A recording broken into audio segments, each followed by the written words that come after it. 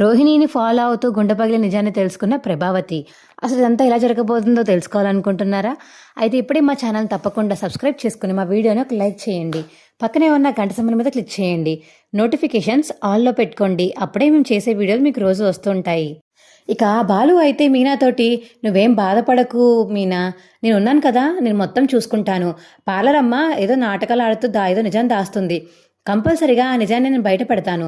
నువ్వు బాధపడకని చెప్పాను కదా అనిక. బాలు అంటంటే బయట నుంచి అయితే రోహిణి వీళ్ళ మాటలు వింటుంది. అమ్మో, బాలుకు కూడా డౌట్ వచ్చేసింది.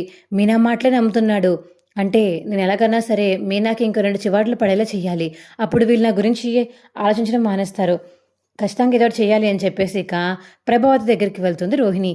ఆంటీ, ఇదిగోండి వాటర్ తీసుకొచ్చాను అనిక. రోహిణి అయితే లోపలికి వెళ్తుంది. రా మాదా, రోహిణి కూర్చో. ఏమైంది అత్తయ్య, మొహం అలా పెట్టారు?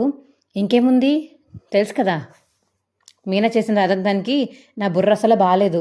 అనవసరంగా నిన్ను అనరాని మాటలు అనాల్సి వచ్చింది. నిన్ను అన్నందుకు నేను బాధపడుతున్నాను రోహిణి, నన్ను క్షమించు అనిక. ప్రభావతి అంటంటే, అదేంటి అత్తయ్య అలా అంటారు? మీరు నన్ను కావాలని ఏమీ అనలేదు కదా. ఇంట్లో వాళ్ళందరూ చెప్పిన దాన్ని బట్టే మీరు ప్రవర్తించారు. నేనేమి తప్పుగా అనుకోలేదు అత్తయ్య అని రోహిణి అంటంటే, సరేనమ్మా, అది మీ మంచితనం, నిన్ను అంత బాగా పెంచారు అనిక. ప్రభావతి అంటుంది, ఇందొకటిదాకా అలా పెంచారు ఇలా పెంచారా అని తిట్టేసి ఇప్పుడేమో మంచితనం అంటావా అని మనసులో అనుకుంటుంది. ఇక రోహిణి అయితే ప్రభావతి గురించి, అత్తయ్య మీనా నా గురించి వదిలిపెట్టాలో ఏం కనిపించట్లేదు అత్తయ్య. ఏమ్మా, ఏమైంది? ఏం లేదు, ఇప్పుడే బాలు మీనా మాట్లాడుకుంటే విన్నాను.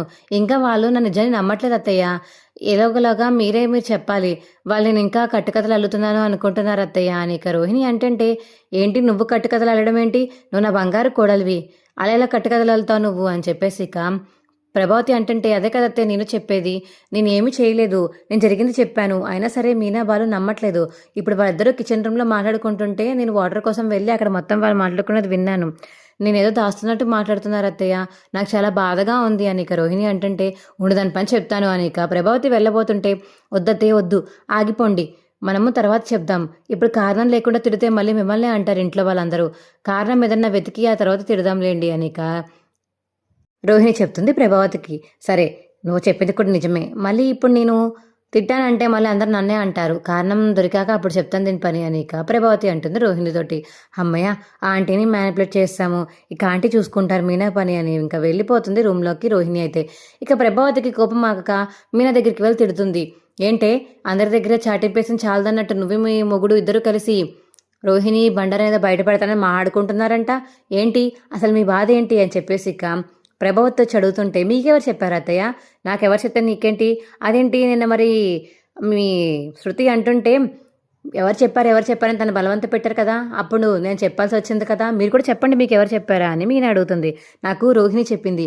అదేంటి అత్తయ్య, మీకు రోహిణి చెప్తే నమ్మేస్తారా? మేము మాట్లాడుకున్నామో లేదో మీరు తెలీదా, నమ్మరా అని చెప్పేసి ఇక మీనా అయితే రివర్స్ అవుతుంది ఇక ప్రభావతి మీద. అసలు మీ కోడలు అంత మంచిదనుకుంటున్నారా? ఏదో నాటకాలు ఆడే చెప్పేసింది.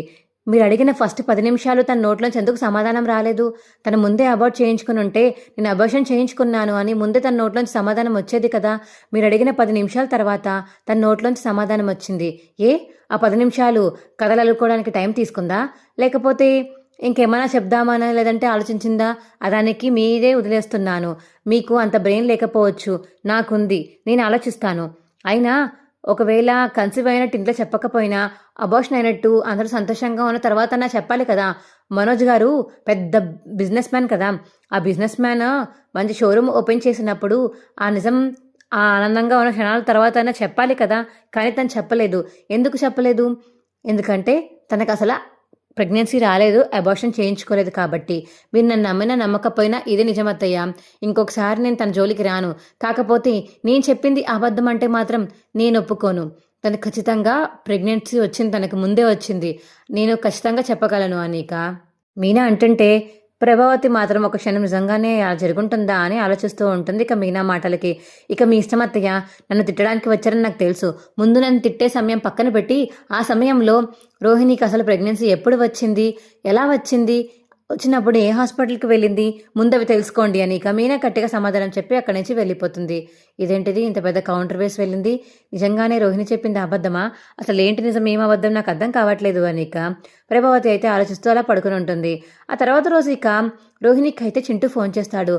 అమ్మాయి ఏంటమ్మా కనీసం ఇంటికి కూడా రావట్లేదు మధ్యకాలం, నన్ను చూడాలని నీకు లేదా, మా ఫ్రెండ్స్ అందరూ అడుగుతున్నారమ్మా, నిన్ను చూస్తామంటున్నారు రా అమ్మా అని ఇక చింటూ పిలిచేసరికి అయ్యో చింటూ కొంచెం బిజీగా ఉన్నాను చింటూ అని రోహిణి అంటుంది. అయ్యో చెప్పాను కదా చింటూ, నేను మీ అమ్మకి మళ్ళీ ఫోన్ చేస్తావా, చేయొద్దంటే చేస్తావేంటి, మీ అమ్మ అక్కడ బిజీగా ఉంటుంది, ఎందుకు ఫోన్ చేసి ఇబ్బంది పెడతావు మీ అమ్మని అనిక సుగుణం అంటుంటే, అయ్యో మా అమ్మని నా దగ్గరికి రమ్మడం కూడా తప్పేనా, ఎవరి తల్లిలో వాళ్ళ బిడ్డలతో ఉండట్లేదా, నేను మా ఫ్రెండ్స్ వాళ్ళ మమ్మీలందరినీ చూశాను, ఎవరింటికి వెళ్ళినా ఎవరొకళ్ళు ఏదో ఒకటి వండి పెట్టి నాకు పెడుతూ ఉంటారు, కానీ నేనే ఏ ఫ్రెండ్ని ఇంటికి పిలవలేదు, అమ్మ నా దగ్గర ఉండట్లేదు కదా, వాళ్ళకి ఎవరు వండి పెడతారు అని ఇంటికి వెళ్ళవని మానేశాను, నేను కూడా వాళ్ళ ఇంటికి వెళ్ళడం మానేశాను, ఎందుకంటే మా ఇంటికి వచ్చి తింటున్నావు నీ ఇంట్లో మాకు పెట్టవా అని ఎవరన్నా అడుగుతారేమో అని భయం వేసి మరి ఇక ఫ్రెండ్స్తో బయటికి వెళ్ళడం కూడా మానేశాను అని చింటూ అంటుంటే, చూసావా రోహిణి వాడి కడుపులో ఎంత బాధ ఉందో, ఒక్కసారన్నా వచ్చి వాళ్ళ ఫ్రెండ్స్కి ఏదైనా వండి పెట్టి వెళ్ళమ్మా. సరే చింటూ వస్తాను అనిక సుగుణమ్మ చింటూ చెప్పేసరికి రోహిణి అయితే ఇంటికి వస్తానని ఒప్పుకుంటుంది. మీ ఫ్రెండ్స్ని రేపు పిలువు, నేను రేపు వస్తాను, ఖచ్చితంగా వచ్చి నీకు కోసం ఏదోటి చేసి పెడతాను అనిక రోహిణి అంటుంది. ఏంటి మీనా చెప్పినంత నిజమేనా, ఇదంతా ఎలా జరిగిందో నాకు అర్థం కావట్లేదు, రోహిణిని ఖచ్చితంగా ఫాలో అయ్యి ఏం జరిగిందో తెలుసుకోవాలి అనిక ప్రభావతి అయితే బ్రెయిన్లో ఫిక్స్ అవుతుంది. ఇక రోహిణి అయితే రేపు ఊరు వెళ్దాము అని చెప్పేసి షాపింగ్కి వెళ్ళి ఇక ఇంట్లోకి సామాన్సిన బిస్కెట్స్ చేయడానికి, బిస్కెట్స్ కేక్ చేయడానికి, కేక్ ఐటమ్స్ అన్నీ కొనుక్కోవడానికి గ్రోసరీ షాప్కి అయితే వస్తుంది. ఇక అప్పుడే వెనకాతల ప్రభావతి కూడా ఆ షాప్కే వస్తుంది. ఏంటి రోహిణి ఇక్కడ ఉందని ఇక రోహిణిని చూస్తుంది ప్రభావతి. ఏంటి ఏం తీసుకుంటుంది, ఇవన్నీ ఎందుకు, అయినా మా ఇంట్లో చిన్నపిల్లలు ఎవరు లేరు ఎందుకు తీసుకుంటుంది అని చెప్పేసి ఇక ప్రభావతి అయితే అలా చూస్తూ ఉంటుంది రోహిణిని దూరం నుంచి. ఇక రోహిణి షాపింగ్ అయిపోయి బిల్లింగ్ కౌంటర్ దగ్గరికి వెళ్ళి ఇక బిల్లింగ్ వేయించుకుని ఆ సామాన్లు అయితే తీసుకుని వెళ్ళిపోతుంది. ప్రభావతి కూడా వచ్చి ఇక బిల్లు వేయించుకుని బయటకైతే వెళ్తుంది. ఏంటి తిను చిన్నపిల్లలకు సంబంధించిన కేకులు చాక్లెట్లు అన్నీ పట్టుకెళ్తుంది, అసలు మా ఇంట్లో చిన్నపిల్లలు ఎవరు లేరు కదా, ఎక్కడికి పట్టుకెళ్తుంది ఇవన్నీ, ఒకసారి గమనించాలి, అడిగితే అన్ని అబద్ధాలు చెప్పుద్దేమో రోహిణి, ఒకసారి గమనించి దాన్ని బట్టి అప్పుడు అడుగుదాము అని చెప్పేసి ఇక మనసులో అనుకుంటుంది ప్రభావతి. సరే అని చెప్పేసి ఇక ఇంటికి వెళ్ళిపోతుంది రోహిణి అయితే ఐటమ్స్ అన్ని విద్యా వాళ్ళ ఇంట్లో పెట్టేసి. అదేంటిది రోహిణి ఇది ఇంకా రాలేదు, నేను వచ్చేసాను అని ఇంకా ఇంటికి వచ్చి రోహిణిని వెతుక్కుంటూ ఉంటుంది ప్రభావతి. ఇక ప్రభావతి వచ్చిన 10 నిమిషాలకి రోహిణి వస్తుంది. ఏమా రోహిణి ఇప్పుడే వచ్చావా, అవునత్తయ్య ఇంతక్కడి దాకా పార్లర్లో చాలా పని ఉంది, ఇప్పుడే ముగించుకుని వచ్చాను ఇంటికి అనిక రోహిణి అబద్ధం చెప్పడంతో, ఏంటి పార్లర్లో ఉన్నావా, ఇప్పటిదాకా నాకు షాప్లో కనిపించింది, అంటే నేను చెప్పేవన్నీ అబద్ధాలేనా, అసలు అబద్ధం ఎంత సునాయాసంగా చెప్పేసిందో అని చెప్పేసి ఇక ప్రభావతి అయితే మనసులో అనుకుంటుంది. ఇక పడుకుని లేచాక మార్నింగ్ అయితే రోహిణి ఇక రెడీ అయిపోయి బయలుదేరిపోతుంది. ఏమో రోహిణి ఎక్కడికి వెళ్తున్నావు అని ప్రభావతి అడుగుతుంటే, లేదత్తయ్య నేను బయటికి వెళ్తున్నాను, ఇవాళ క్లయింట్ వాళ్ళ ఇంట్లో మేకప్ వేయాలి అని ఇక అబద్ధం అయితే చెప్పి అక్కడి నుంచి వెళ్ళిపోతుంది రోహిణి. ఏంటి క్లయింట్ వాళ్ళ ఇంట్లో మేకప్పా, ఇంత బాగా రెడీ అయి వెళ్తుందా, ఉండు నేను కూడా తనను ఫాలో అయ్యి వెళ్ళాలి అని చెప్పేసి వెనకట్లే ప్రభావతి వెళ్ళబోతుంటే, ఎక్కడికి ఆంటీ ఎక్కడికి వెళ్ళిపోతున్నారు అనిక శృతి పిలుస్తుంది. నాకు చిన్న పని ఉంది, నేను మళ్ళీ వస్తాను, వచ్చాక మాట్లాడతాను ఏదన్నా ఉంటే అని చెప్పేసి ఇక రోహిణిని ఫాలో అవుతూ వెళ్ళిపోతుంది ప్రభావతి అయితే.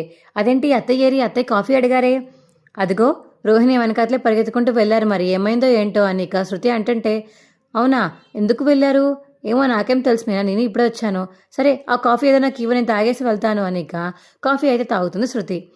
ఇదేంటిది చెప్ప చేయకుండా అత్తయ్య ఎక్కడికి వెళ్ళారు, ఈసారి వెళ్ళారేంటి ఏమైంది అని ఇక మనసులో అనుకుంటుంది మీనా అయితే. ఇక రోహిణి అయితే చింటు వాళ్ళ ఇంటికి వెళ్తుంది. వెనకాతలే ఫాలో అవుతున్నారు ప్రభావతి చూసి, ఏంటి చింటు వాళ్ళ ఇంటికి వెళ్తుంది, ఆ చింటుగాడు తినకు ఎలా పరిచయం, అసలు ఎందుకు వెళ్ళింది వాళ్ళ ఇంటికి అని చెప్పేసి ఇక తల్లో బోల్డ్ ప్రశ్నలు వేసుకుని కూర్చుంటుంది ప్రభావతి.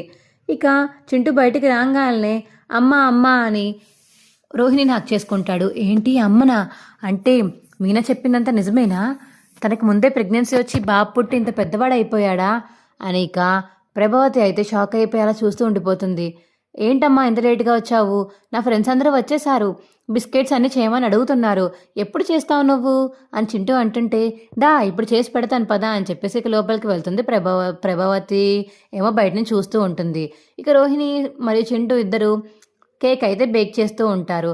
కేక్ వండుతూ ఉండగా అప్పుడే ఇక ప్రభావతి అయితే దూరం నుంచి చూసి, అమ్మో! అంటే ఇదంతా జరిగింది నిజమేననమాట.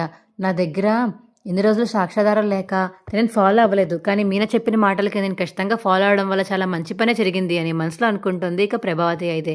మీనా లైఫ్‌లో ఏదైనా మంచి పని చేసిందంటే ఇదొక్కటే అని చెప్పేసి ఇక మనసులో అనుకుంటుంది ప్రభావతి. అప్పుడే ఇక పిల్లలతో ఆడుతూ, పాడుతూ బిస్కెట్‌లన్నీ ప్లేట్‌లో పెడుతూ అందరికీ ఇస్తూ ఉంటుంది రోహిణి. అంటే ఖచ్చితంగా చింటూ వీళ్ళ బిడ్డే. కానీ నాన్నేడి? మీ నాన్న కనిపించట్లేదని చెప్పేసి ఇక ప్రభావతి అయితే కోపంతో రగిలిపోతూ అటు ఇటు చూస్తుంది. ఇక ఎక్కడ వాళ్ళ హస్బెండ్ కనిపించకపోయేసరికి అయితే మొగుడు చచ్చిపోయాడా లేకపోతే వదిలేసి వెళ్ళిపోయి ఉంటాడు. అందుకే దీన్ని నా కొడుకుని పెళ్లి చేసుకుంది. అసలు దీనికి ఎంత ధైర్యం ఉంటే నా కొడుకుని పెళ్లి చేసుకుంటుంది. ఆల్రెడీ పెళ్ళి అయిపోయి ఒక బాబు ఉన్న దాన్ని నా కొడుకుకి చేశానా? చచ్చా, అంతా తప్పు నాదే అని చెప్పేసి ఇక ప్రభావతి అయితే కూర్చుని కుమిలిపోతూ ఉంటుంది. మా వీడియో మీకు ఎలా అనిపించిందో కింద కామెంట్ సెక్షన్లో తెలియచేయండి. మా వీడియో కనుక నచ్చితే మా వీడియోని లైక్ చేసి తప్పకుండా మా ఛానల్ని సబ్స్క్రైబ్ చేసుకోండి. పక్కనే ఉన్న గంట సింబల్ మీద క్లిక్ చేసి నోటిఫికేషన్స్ ఆల్లో పెట్టుకోండి. అప్పుడే మేము చేసే వీడియోలు మీకు రోజు వస్తాయి. ఇప్పటిదాకా మిస్ కాకుండా చూసిన ప్రతి ఒక్కరికి నా హృదయపూర్వక ధన్యవాదాలు.